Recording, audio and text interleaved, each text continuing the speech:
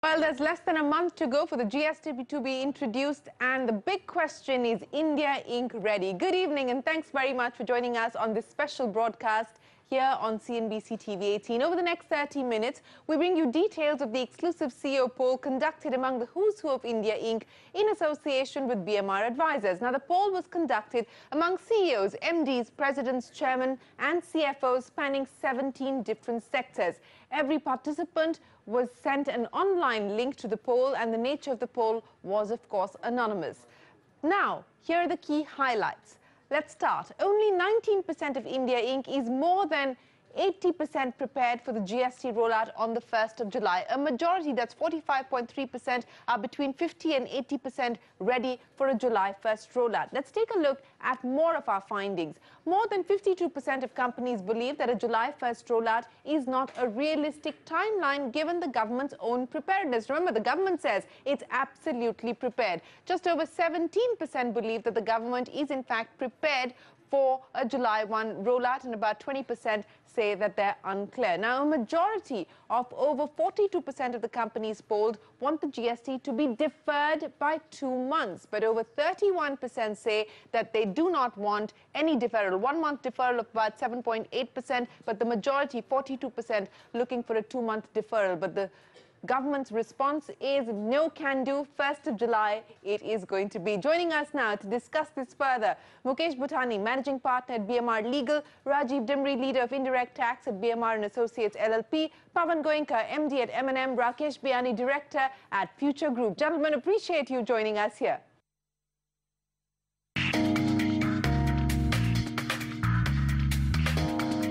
Ministers from almost every state who spoke to me were absolutely clear about maintaining the 1st July date.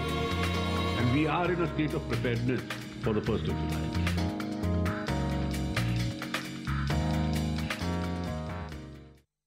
Gentlemen, appreciate you joining us here on the show. Mukesh, let me start by asking you.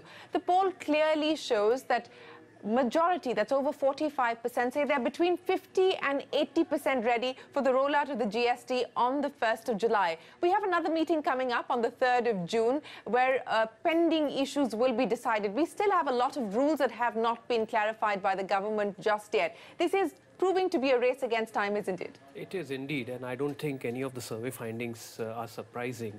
So I think there's a lot of hope that's pinned on the June 3rd GST Council meeting. I don't know if this survey would have looked any different, but please bear in mind that when this survey was undertaken, we did factor in the last GST meeting, which lasted for 2 days. So despite that, the industry... And that's the meeting where some rates finally were decided. That's right. So there was a significant amount of decisions that got taken in the last 2 days GST meetings. And this poll is conducted. We were in the middle of the poll, but we did have some time, and the poll was open for our participants to go and change their view. So it's very much evident as to what the general sentiment of the industry is on the level of preparedness. I just wanted to make one point. I mean, and this is debatable, whether a lot of things lie with the industry in terms of things that they have to do to get the corporate sector to a state of readiness. And that's the reason one of the questions we asked in the poll, what does each corporate feel or what does each CEO feel about the degree of preparedness? Are they 70% prepared, 80% prepared? Because depending on which industry you're coming from, the nuances for each industries are very different. Very different. Rajiv Dimri, you know, this is a situation where the government and the Revenue Secretary, whether it's here in our studios, in our GST town hall, or recently in Bangalore, saying very clearly that, look, the government is 100% ready. It's India Inc. that needs to get its act together. The Finance Minister also clarifying that he will not blink. 1st of July it is going to be. So where do you believe India Inc. is likely to see the most pain? Where are the critical pain points? Well, this is a law and the fine print must be there. Even though we have indications of rate as per the GST Council's recommendation, we still have to read the fine print when the notifications come. So not all states' laws have come out. That's the first sign of tentativeness. Today, we had Delhi announcing that they will go with a rate which is slightly different from the assumption that was made. So if we go back to the assumption that we will have somewhat differing rates on a state-by-state basis, that's a material input for nationwide companies to decide pricing. So I think when companies say they're 80% ready, I think it is not for the want of effort by the companies, but they need that final laws and rules. Still awaiting significant clarification from the government. Just on that issue of pricing, and that's an interesting point that you brought up, Rajiv, because we polled that, and 45% of India Inc. expects pricing to be marginally impacted due to the rollout of the GST. Can you explain to us what we should expect? Because the assumption is that, look, if you're in the 28% bracket, then this is, the likely price. Whether luxury items will in fact be cheaper post the rollout of the goods and services tax or not. We're seeing advertisements being put out by car makers, etc., saying, look, we're giving you discounts, come and buy at this point in time. One is an issue of lack of clarity on what happens to stock, so which is perhaps why manufacturers are trying to push things out and clear out as much inventory as possible. But how do we really assess pricing post GST? At a macro level, enough information is available. So if we take the example of luxury cars, that debate that information has been out there for more than 3-4 months, that it'll be upwards of 40%. The existing rates, depending on how the calculations work and what the facts are, could be at 47%. So there's a clear advantage for certain segments. And therefore, it's not surprising that companies, for combination of reasons, are treating it like there are new tax rates coming, just as it happens for budget time. Yeah, exactly. Yeah. So it's similar to that. So that in itself is an interesting development, but that's an isolated event. Because one company did it, so the competing products are coming in, which is a good development. The rates are there, but I have enough information to be ready with my analysis, but do I have enough information to make my final decision? Is the gap, and given the time, I have to make my decision for the company, dealers, distributors. And that's the race against time. That's the race against time. Pawan Goenka, just to pick up on the points that we just heard here from both Rajiv Dimri as well as Mukesh Bhutani, where are you feeling the gap, sir? Where are you feeling the pressure and the pain as you prepare yourself for the GST rollout on the 1st of July? And you've got exactly 1 month. Okay, so let me first say that irrespective of whether we are ready or not ready, July 1st must happen. That is my firm belief. And the reason I said that is we in India are known to get things done last minute. 30 days is a lot of time, and if 3rd June is conclusive, if you know everything that is there to be known about what will happen in GST regime, then we still have 27 days from then to make things, to get things done, and we will get it done.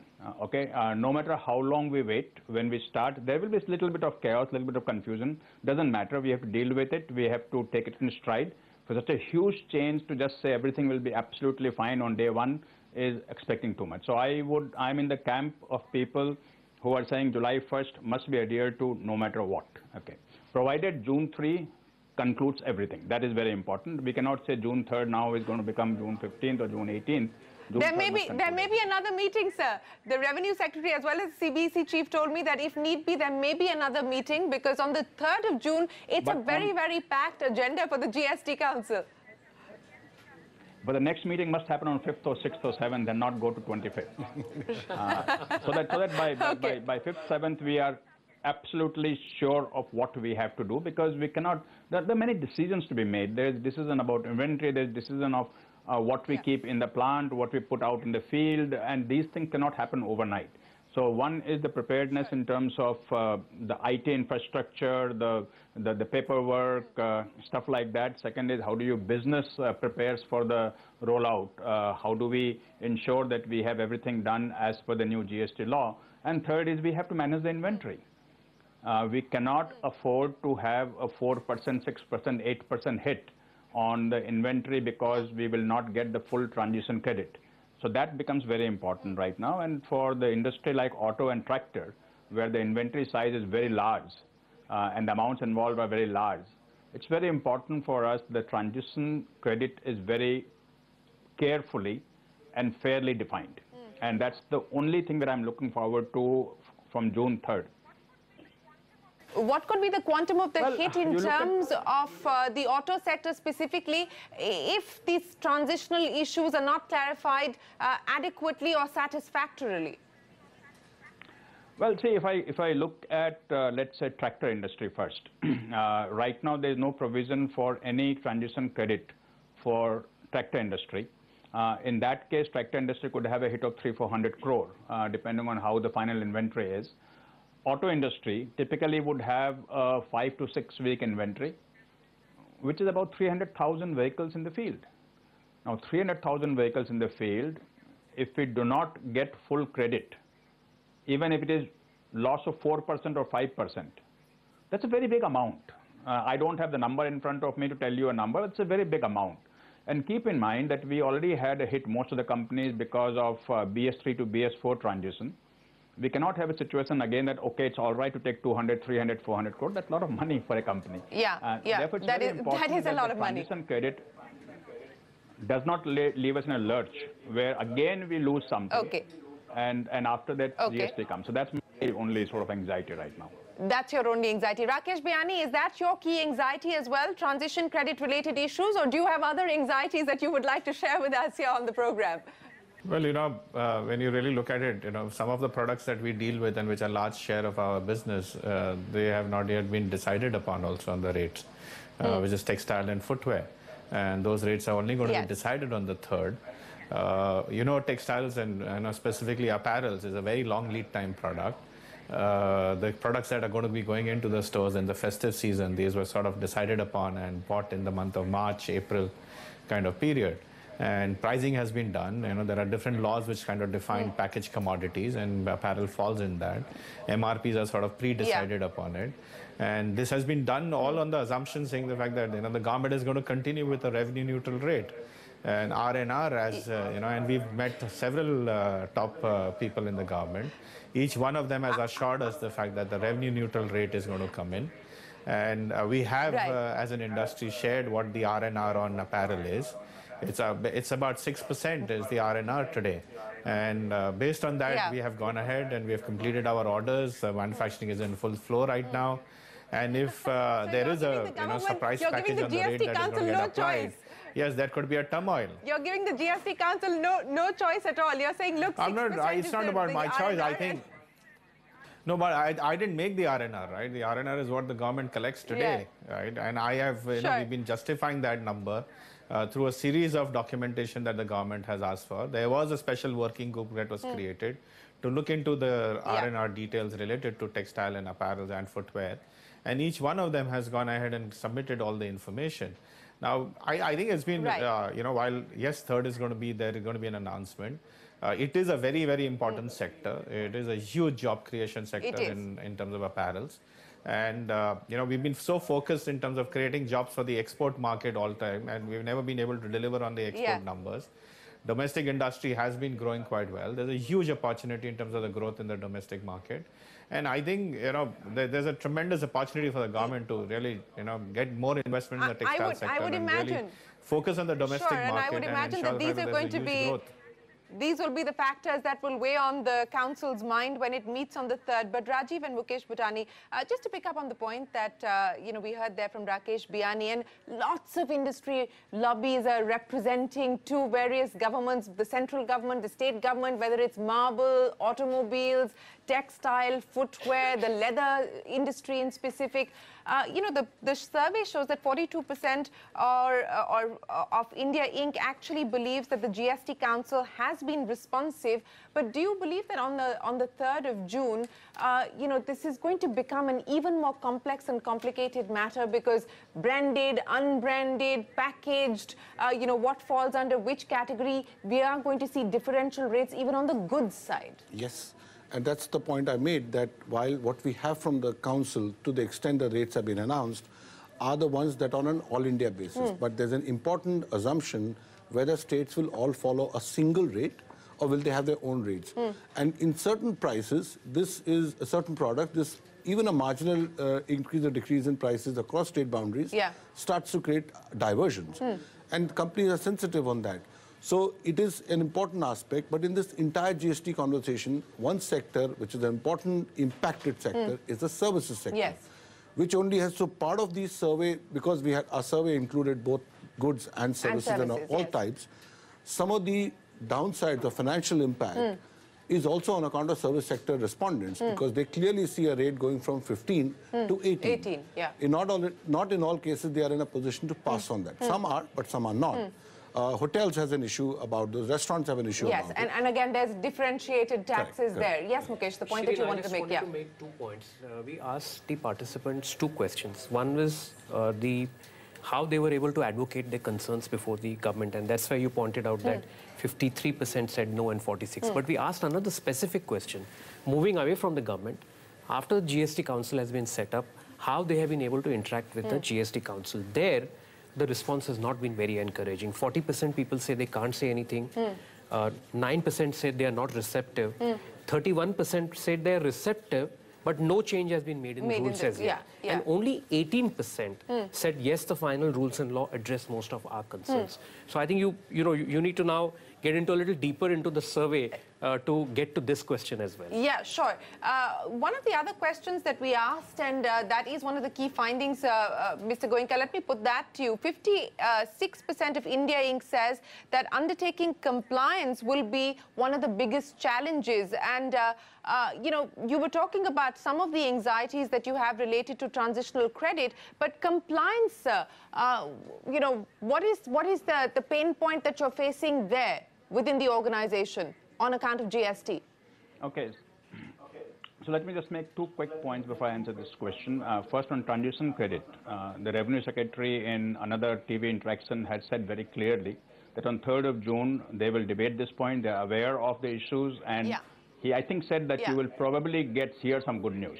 So I'm counting on that. Yes, he did. And second, as far as responsiveness of the council is concerned, I think, at least in the industries that I am associated with, most of what we had suggested has been accepted by the council. The rate for electric cars, the rate for tractors, having a single cess rate, all of these have been accepted. So I have found that council has been very, very receptive and clearly mandated that we should not have an increase in prices because of GST. It's same or lower. I mean, that's the mandate, and that's what they've worked on.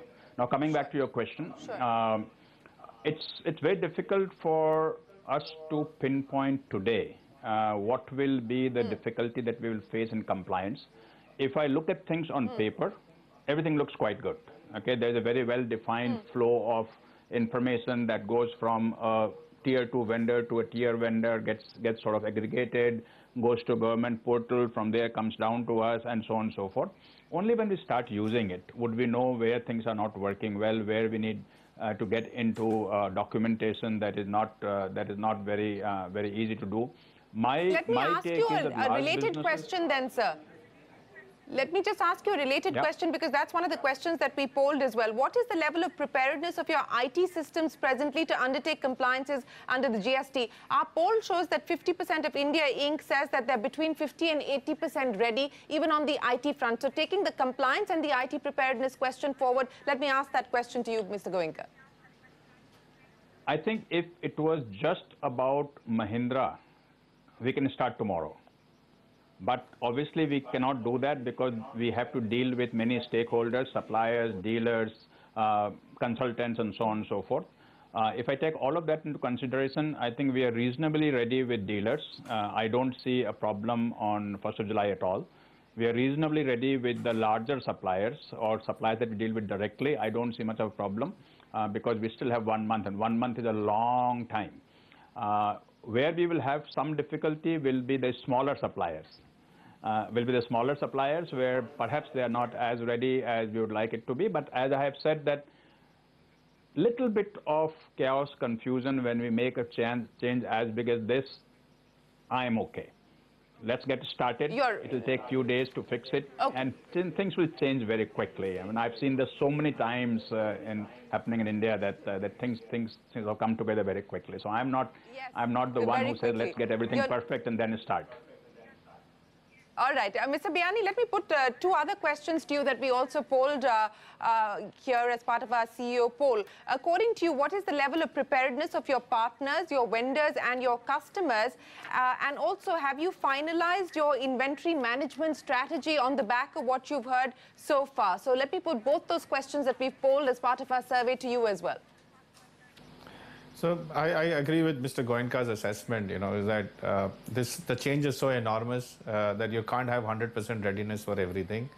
30 days is a very long period in today's time, and we will all get prepared. And, and even if some part of it can get pushed into July, because the first you have to keep in mind the fact that the first returns related to GST have to be only filed in the month of August, right? It's not that, the first day itself you need to start interacting in totality.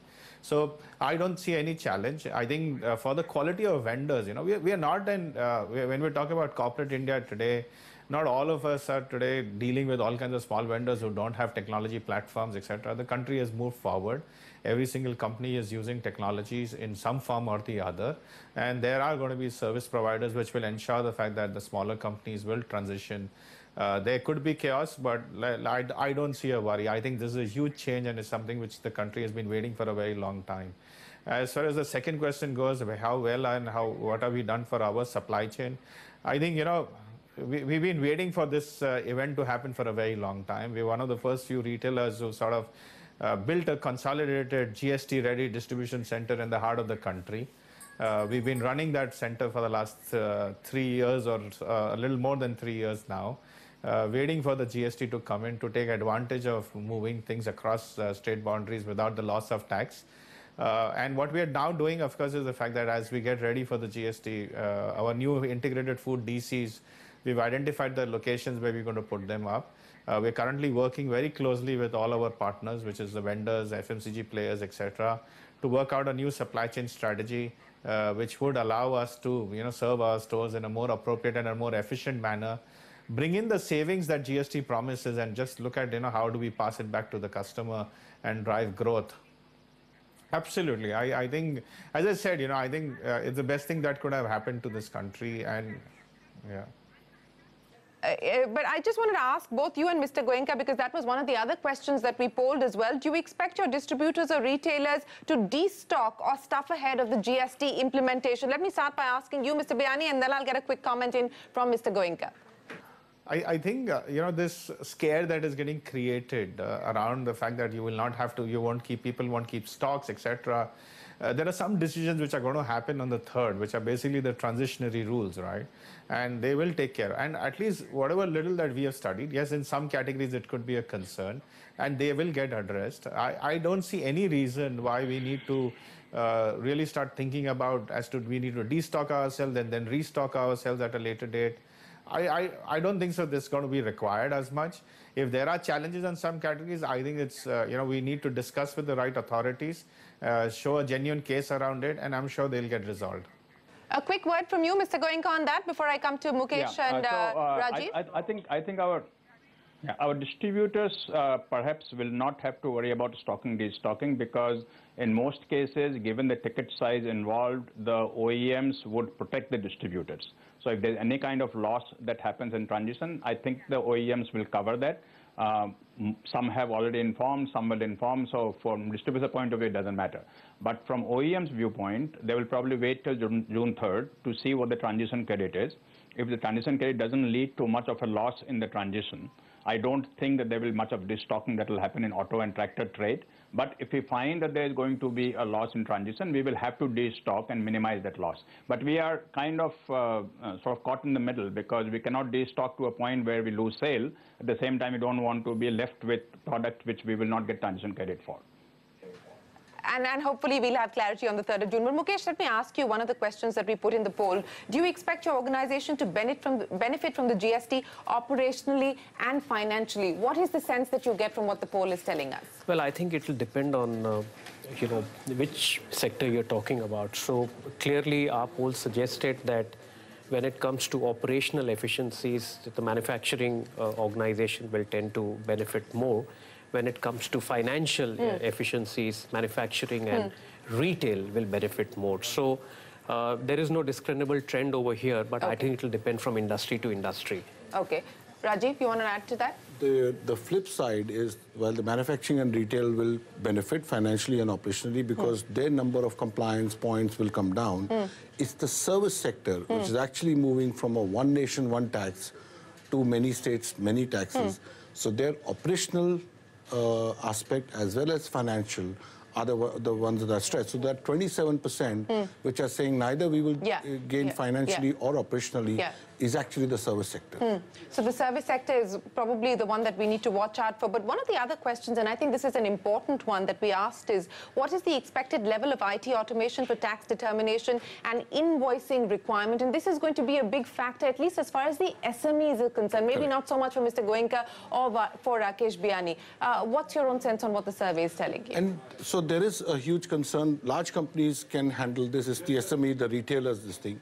I think there the visibility of all sorts of service providers that is coming in, that is being seen as a possible solution. That there are, return preparers and all sorts of people who are going to help the companies.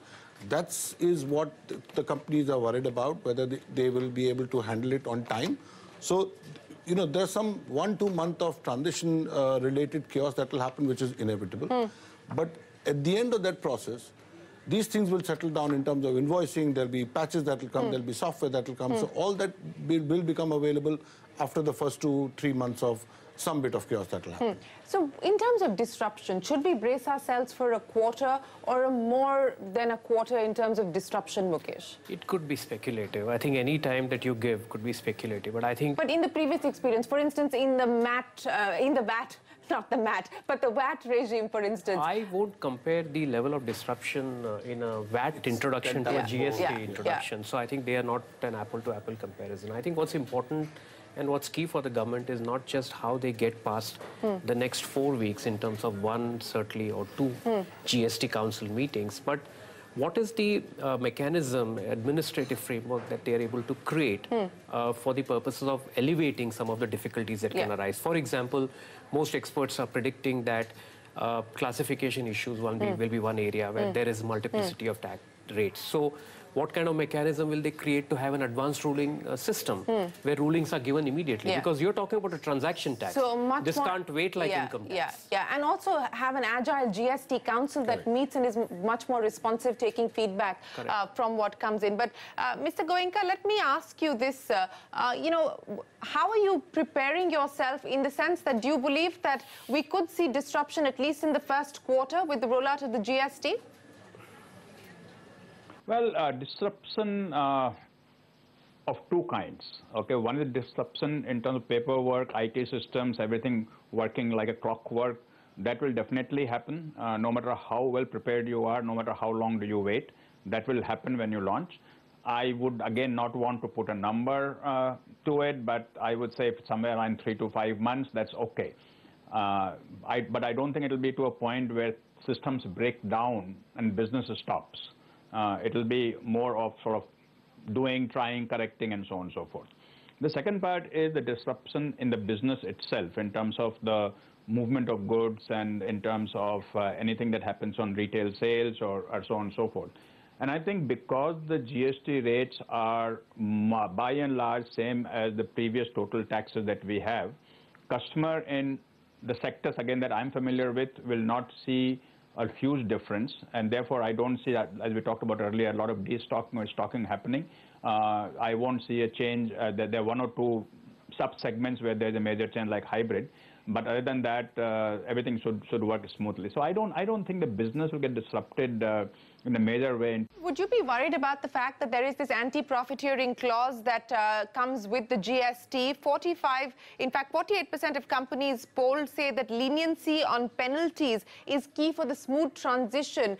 We've heard the Revenue Secretary here on CNBC TV 18 making that assertion to corporate India that, look, pass on the benefits, we're watching. How concerned is India Inc. about the anti-profiteering clause?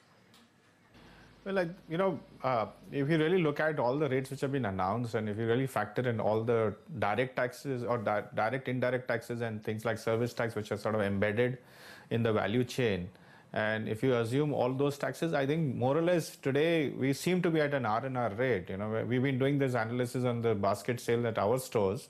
Okay, so you're saying that largely it's revenue neutral rates. Let me give Mukesh and Rajiv the final say here, because they've in the sense been spearheading this CEO poll. Mukesh, come the 1st of July, how transformative is this going to be for India?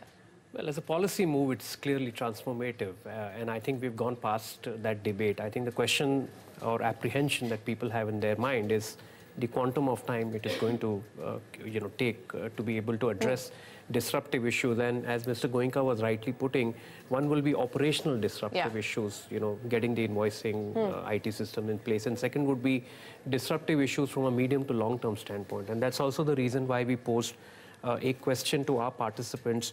What are the three things that the government can do to minimize the disruption? One was on the advanced ruling mechanisms, the speed with which it is work. I was talking to Rajiv earlier, and Rajiv mentioned that it will require a mammoth administrative infrastructure to be put in place because you will have a sudden rush of advanced ruling. The second question we asked was, what about grievance cells and expert committees to redress various issues on operational and legal front?